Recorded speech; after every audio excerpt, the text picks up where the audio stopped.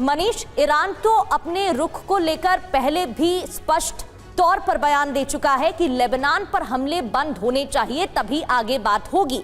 और जिस तरीके से इजराइल की तरफ से हमले हो रहे हैं, नेतन्याहू के बयान सामने आ रहे हैं, साफ है इजराइल अपने मोटो पर काम कर रहा है। अब अमेरिका की टेंशन तो बढ़ती जा रही है इस बीच।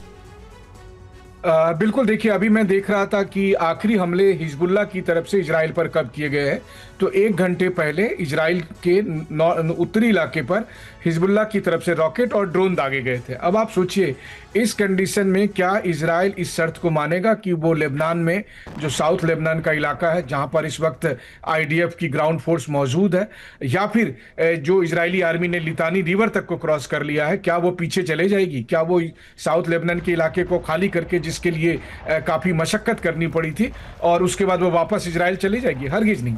और अगर वो नहीं जाएंगे तो अगर ये शर्त अब ईरान ने जोड़ ली है, तो आप समझिए कि फिर डील कैसे होगा। यही तो बात है कि ईरान और अमेरिका के बीच जो बातें चल रही है उसमें से कोई एक ऐसी शर्त नहीं है जो दोनों पक्ष में से कोई एक मान सकता है, और फिर इसकी कोई गारंटी नहीं है। मान लीजिए कि इजराइल ने कहा कि ठीक है मैं लेबनान खाली कर देता हूं, तो क्या ईरान उसके बाद संवर्धित यूरेनियम दे देगा? तो तब ईरान कह रहा है कि नहीं, उस पर हम बात करेंगे। तो उस पर हम बात करेंगे इसके नाम पर क्या नेतन्याहू तैयार हो जाएंगे इजरायली आर्मी को वापस बुलाने के लिए? तो कुल मिलाकर जो हिंदी में कहावत है कि नौ नौमन तेल होगा ना राधा नाचेगी, ना ही नेतन्याहू अपनी सेना को वापस करेंगे, ना ही लेबनान में हिजबुल्लाह के खिलाफ इजरायली एक्शन खत्म होंगे, और ना ही अमेरिका और ईरान के बीच किसी एक मुद्दे पर सहमति बनेगी। तो वैसी स्थिति में फिर जवाब है कि तब आखिर होगा क्या? हॉर्मुज स्ट्रीट का क्या होगा, या फिर जिस तरह से छिटपुट घटनाएं घट रही है उसमें कौन इस बात की गारंटी देगा? मनीष, और ये तो जाहिर ही है कि कोई फर्क नेतन्याहू को नहीं पड़ता है कि अमेरिका ईरान के बीच डील होती है या फिर नहीं होती, और जो इजराइल है उसका इंटरेस्ट तो फिलहाल अभी युद्ध में नजर आ रहा है। तो फिर आखिर क्यों नेतन्याहू ईरान की ऐसी जो बात है वो मानेंगे?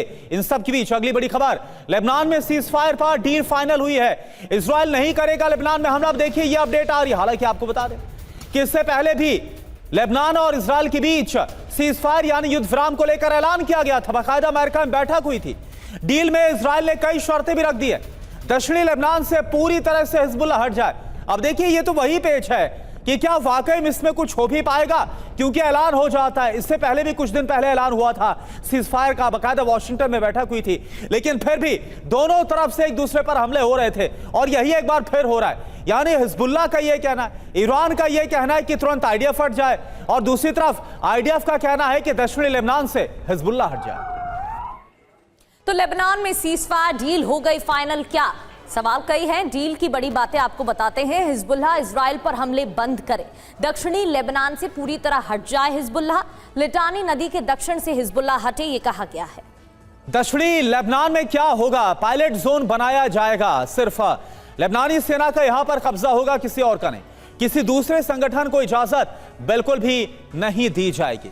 इस बीच एक और बड़ी खबर, ईरान युद्ध पर राष्ट्रपति डोनाल्ड ट्रंप को बहुत बड़ा झटका। यूएस संसद से वॉर पावर्स प्रस्ताव पास हुआ है।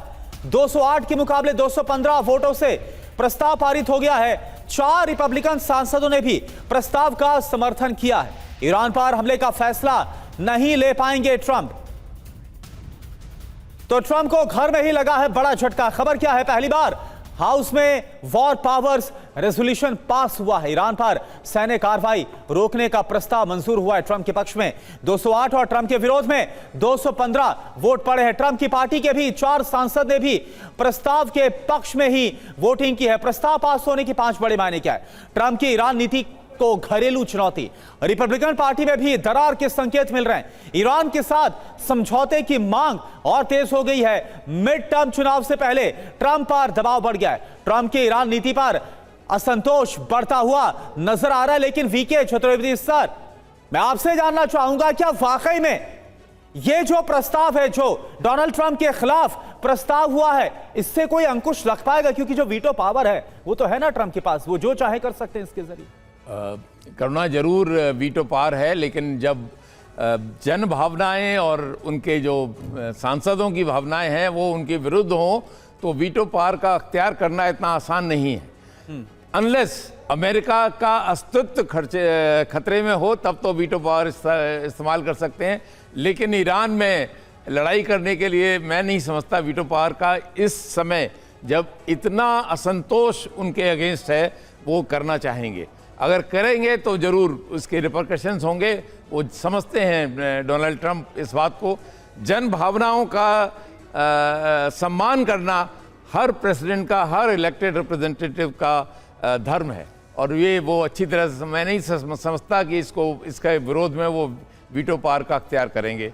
लेकिन अभी उनके ऊपर प्रेशर जरूर बना है और उनको जल्दी से जल्दी नेगोशिएटेड कोई नेगोशिएशन हल, स्पेशली हॉर्मूज में यातायात, कमर्शियल एक्टिविटी। बिल्कुल, यानी कुल मिलाकर दबाव यह है अब डोनाल्ड ट्रंप पर, और अब देखना होगा कि भावनात्मक तौर पर ही सही, लेकिन क्या डोनाल्ड ट्रंप इसको मानेंगे जो संसद के अंदर, अमेरिकी संसद में डोनाल्ड ट्रंप की यह हार हुई है। बिल्कुल, क्योंकि रिपब्लिकन पार्टी के सांसदों ने भी वोट में पक्ष में वोट किया है। बहुत बहुत शुक्रिया सर आपका तमाम जानकारी के लिए। मनीष भी आपको जानकारी दे रहे थे। हमारे दोनों मेहमानों का बहुत बहुत शुक्रिया।